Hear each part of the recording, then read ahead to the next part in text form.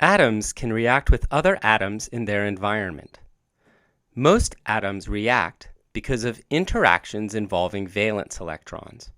Valence electrons move from one atom to another or are shared between atoms because some situations are more stable than others. These situations require less energy to maintain. The group of atoms with the most stable valence electron situation are called the noble gases. They are on the far right in yellow on this periodic table. Why are they noble? I like to imagine stereotypical nobility. In this stereotype, nobles are pompous. They have everything they need and refuse to interact with other, less stable, commoner atoms. Hey, want to hang out and maybe exchange some electrons? I cannot believe this atom is speaking to me.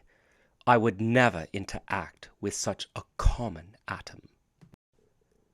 This trend is what explains the periodic table's periodicity.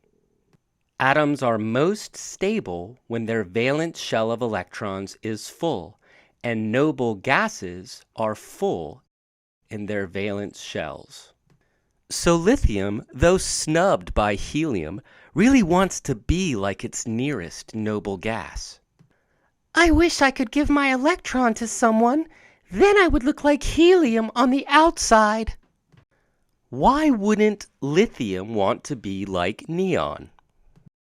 Even though electrons have hardly any mass, they do have mass. To change the motion of an object with mass requires energy.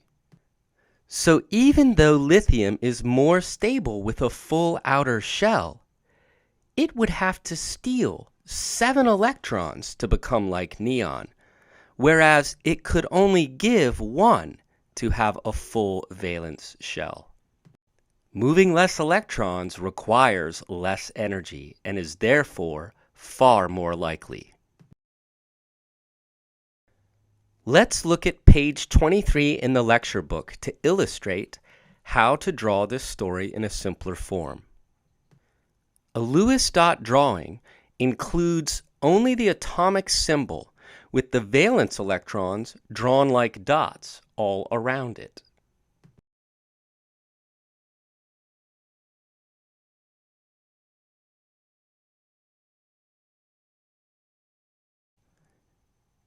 Now let's observe the two atoms, fluorine and lithium, to see how it would work in reality. This is lithium fluoride. It is an ionic compound. The ions stay together because the opposite charges attract each other.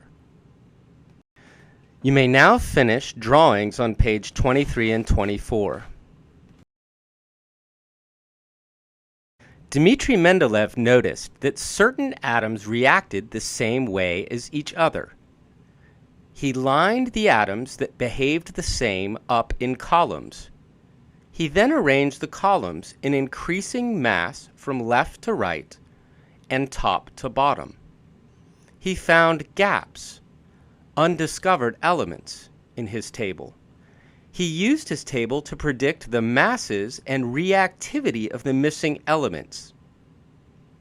Since then, elements that matched Dmitri's predictions have been discovered. Atoms react chemically based on their number of valence electrons. Atoms in a given column have a certain number of valence electrons. Because all of the atoms in this column have the same number of valence electrons, they also tend to form the same ions. This is how your periodic table should be labeled for the rest of the semester.